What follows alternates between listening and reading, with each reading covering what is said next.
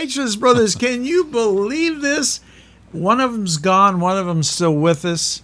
Bill Medley. I tell you, Kevin, this is Kevin Phillips from, my goodness, I don't know where to start.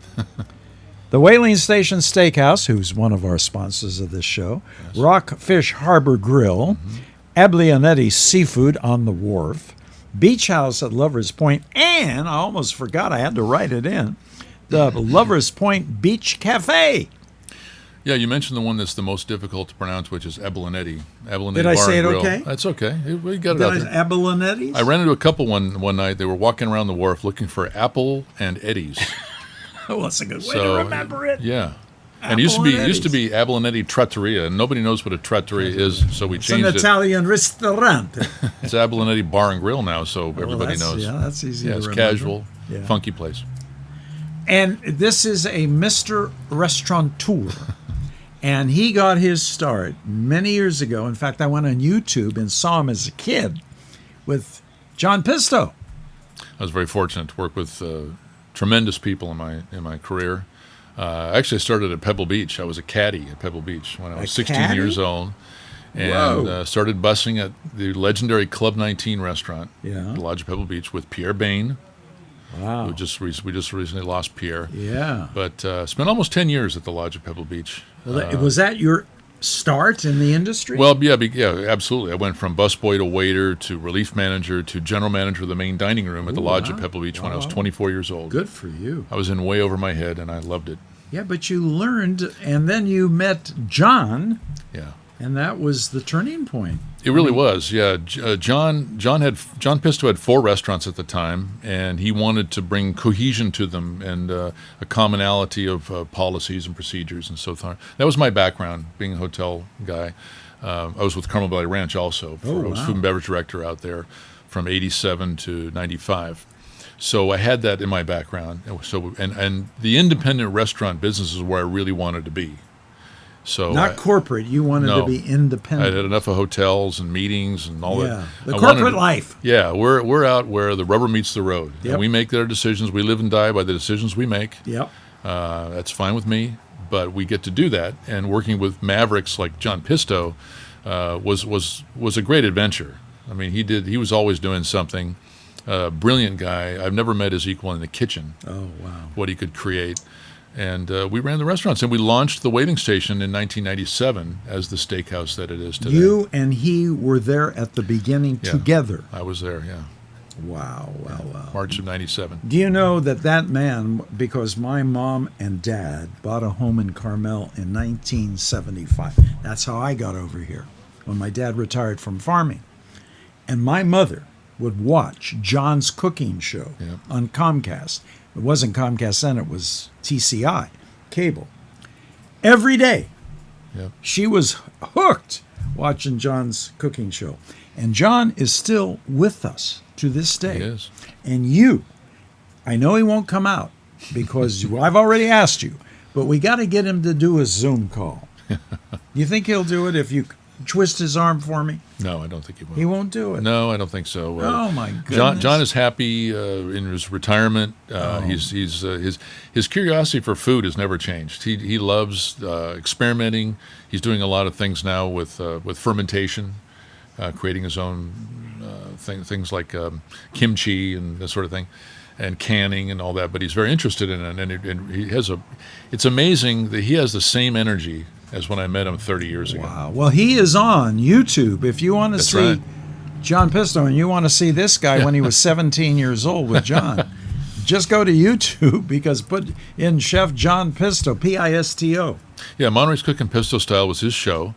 All of the shows. They're all there on YouTube. At least 100 or more. Yeah. Have all been uploaded to YouTube. Look. And there he is. And there's the particular ones I hadn't seen in over 20 years where we did celebrity parties at his house during the AT&T golf tournament with Clint Eastwood and his favorite celebrities. And those dinners were filmed, and they're in there. Well, he's got them all on YouTube, and why not? It's great stuff, great content. Yeah, and that's where I saw you as a kid. Dylan, go see if you can find the one with Kevin and John talking. I think it's. I made a couple of martinis in that one. Did you make a couple? See if you can find John. For the filming of that video, this one here. Is that it? No, I was saying the video there. Yeah. Oh, yeah. I was there for the filming of it. You were there for the filming of that? Yeah, we filmed in our studio. Oh, about a you year- filmed it that's at the studio in Salinas. Yeah, that's Oh, about my a year goodness. before we took it over. Oh, wow. At the whaling station. Yeah. Well, go look for a young Kevin Phillips and John Pisto, and then while we keep talking here, and then maybe if you find it, we'll show a little clip of this guy. I He was also- all dressed up in his suit, and people say, I was. I've never seen Kevin in a suit lately. No, I gave up the suit and tie. No more of He that. gave that up. But also around 2009, where my career really reached its zenith was when I hooked up with Jim Gilbert. Yep. Jim Gilbert is the most successful restaurateur in the history of the Monterey Bay. Is not even Wow. close. He had restaurants in Salinas, Where is he Santa now? Cruz. He passed away. 2018, we lost Jim. But I worked with him every day from 2009. I met him in 2016 when I went to the Wharf with John Pisto. Got involved in the Wharf Association. And he had Gilbert's restaurant on the Wharf. He had Gilbert's restaurant in Santa Cruz at the Wharf there as well. But brilliant man, great businessman, and I was so fortunate to have the time I had with Jim, where we spent every day, we traveled together, and I got to hear all the stories about. Isn't that how great it to felt, hear and stories? It was wonderful. Would you consider him a mentor? Was Oh, he- 100%. He was your 100% mentor. We built and launched the beach house together Oh, wow. in 2013. I came in initially to take over Abalonetti to get it back on its feet. It was kind of struggling. And then we built the beach house. And then for quick succession, we bought Rapids at the end of the wharf, which is now Rockfish Harbor Grill. Yeah. And then we acquired the whaling station that same year, the summer of You 2014. had a lot going on. So we went from 1 to 4 places Wow. Wow. very quickly. There's the whaling station, my our favorite website, steakhouse. You guys won an award. We were inducted into the National Steakhouse Hall of Fame. That's saying It's something. based in Charleston, South Carolina. It was initiated by Ted Ballesteri. He hooked us up with the folks that run the Hall of Fame, and they celebrate independently owned steakhouses around the United States. So if you go to the Steakhouse Hall of Fame website, you'll see a map of the U.S. You look at any city in the United States, and it'll tell you great steakhouses that are there. So we were inducted last year. Wow. Congratulations on it was that. a great honor. And, tell the folks, because they bring those steaks out on a silver platter. And you and I talked about the grade of beef that you buy. Tell the folks about that. Yeah, well, the two things that are most important when it comes to beef, and usually we're talking about Midwestern Angus beef, is the aging Okay. and the grading. So the top grade of beef is called prime. Okay. And what it really means is if you look at the beef and you look at the steaks on our tray, you'll see what they call the marbling, which is the distribution of fat through the muscle tissue of the beef. And that only is created by careful feeding and care of the cattle as they grow, and what they call finishing, which is usually feeding them corn the last period.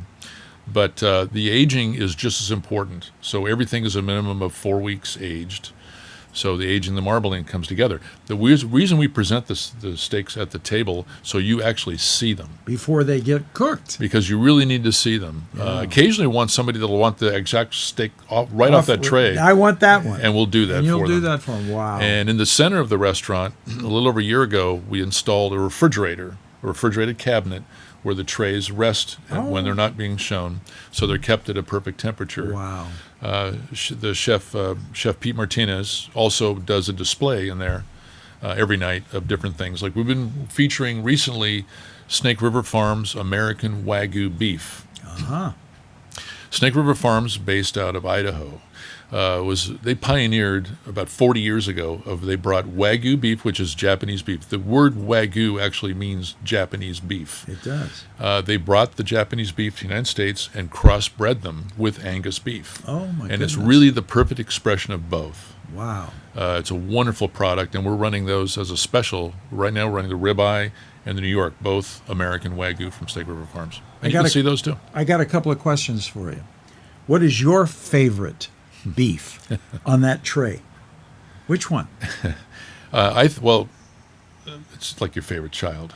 I know. That's not really fair. It's But not I will fair. say, I think the best steak there is what we call the cowboy. The cowboy is a cowboy. bone-in ribeye. Oh, that's the big one. It's about 20 ounces. Oh, yeah. And it's for some reason, purists will tell you that steaks with the bone always seem to cook up better. Something darn. magic happens when the bone's still attached. On that same tray, you'll also see the porterhouse, which we consider the king of steaks. Right. The porterhouse has a filet mignon on one side, the New York steak on the other. It's like a giant T-bone steak. Oh, my goodness. And we serve a lot of those as You're well. making me hungry. It's good stuff. So porterhouse would be maybe your favorite? Porterhouse is right there, but I'll go for the cowboy. And then every you've got the prime rib, too. prime rib. And the thing about prime rib that we serve, it's prime grade prime rib. So Fabulous. it's called prime rib, and a lot of folks don't really understand these terms like we do because we're immersed in it, but this is USDA prime grade prime rib. So it's got the marbling. This is the same. There's a Here we picture of are. it. It's the same Yeah. cut that we get of the ribeyes and the cowboys that we serve. What a beautiful It's the piece same of cut. meat that is. Gorgeous. It's like butter. It is. Oh, hey, listen, I'll tell you, I cannot believe the quality that you have at the Whaling Station. It's just amazing. There's no substitute. Those of for you that quality. are watching over in Fresno this show, when you come here, you make sure that you go. If you're a steak eater, you make sure you go to the Whaling Station because you can't beat it. There's no way. And this guy, not only with the steakhouse, but the beach house over on Lovers Point, where the folks are coming back. Guess what? They're going to do another movie at Lovers Point. Big Little Lies is coming back to We've film. heard that. Yeah, we've heard that. Yeah. They're coming back, and That was fun. they built at there you are, the beach house.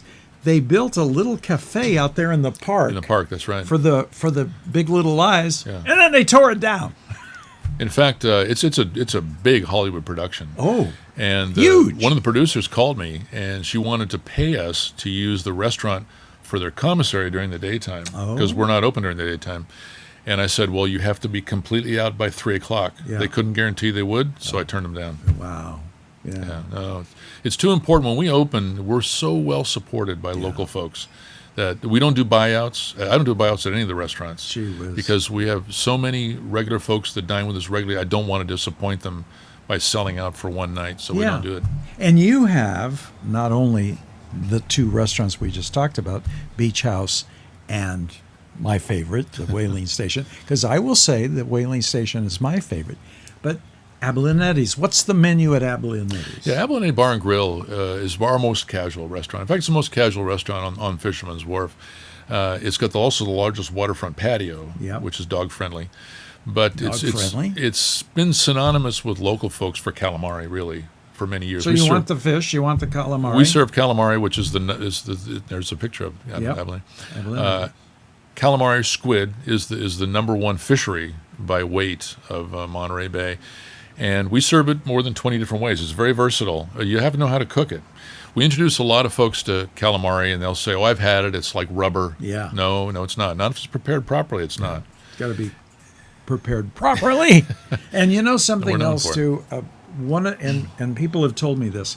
What used to be Rappa's for many years when I was a kid, at the last restaurant on Fisherman's Wharf, has the best view of all of the Monterey Bay.